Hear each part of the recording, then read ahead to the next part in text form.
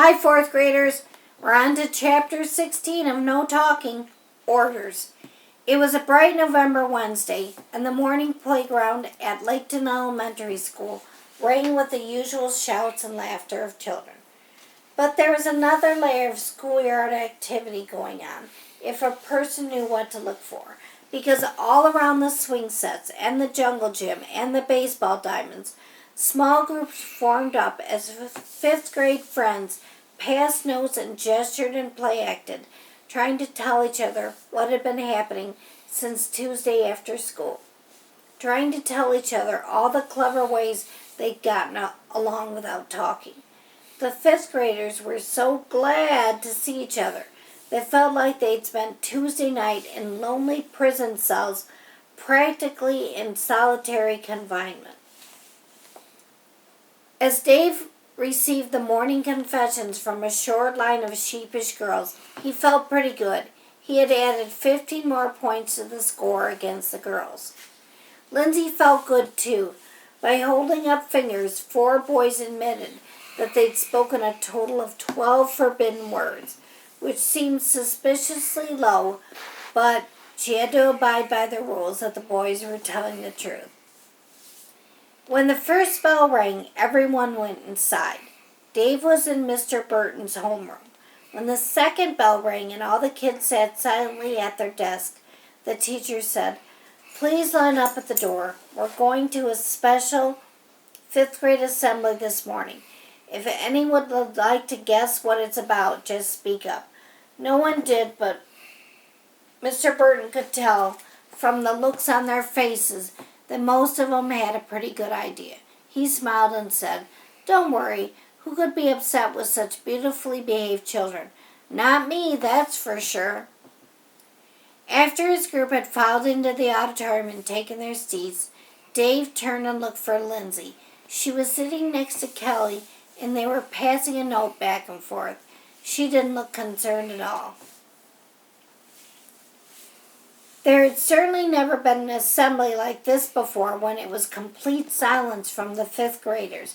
Lost in his thoughts, Dave didn't notice Mrs. Hyatt walking onto the stage, and she said something too, but he missed it. Scott Vickers elbowed him in the ribs, and Dave snapped back to the present, just in time to see the principal looking right at him. "Dave, I said I want you up here too." In a daze, he looked around quickly and saw that Lindsay was already walking down the far side. Dave lurched to his feet and got up onto the stage. Mrs. Hyde stood between them and said, "Now, as you know, students, we always begin an assembly with a Pledge of Allegiance. So, Lindsay, Dave, you will lead us in the pledge this morning. Everyone, please stand up." Dave glanced across at Lindsay, and she glanced at him, and the look they exchanged was clear. "Well, what should we do?" Lindsay gave a tiny shrug, and then they gave each other an even tinier nod. All this happened in less than a second, and that's all it took for each to know that this was the right time for a temporary truce. Dave and Lindsay looked across the faces of their friends, nodded, and put their right hands over their hearts and turned to face the flag. Signal sent, signal received. These kids hadn't talked for more than 18 hours. Every fifth grader took a deep breath, and if the pictures of Washington and Lincoln on either side of the stage had been painted with hands, they would have used those hands to cover their ears because it was so loud. "I pledge allegiance to the flag of the United States of America and to the republic for which it stands, one nation, under God, indivisible, with liberty and justice for all."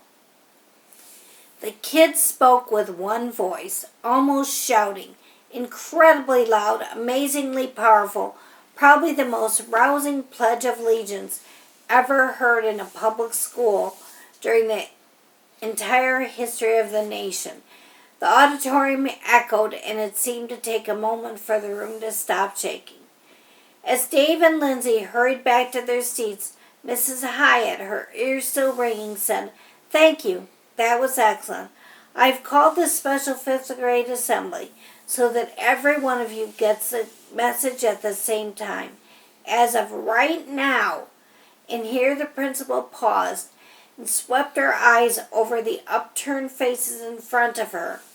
The contest or game, or whatever you'd like to call this sudden quietness, or this 3 words in a row business you're all doing, as of right now, it's over.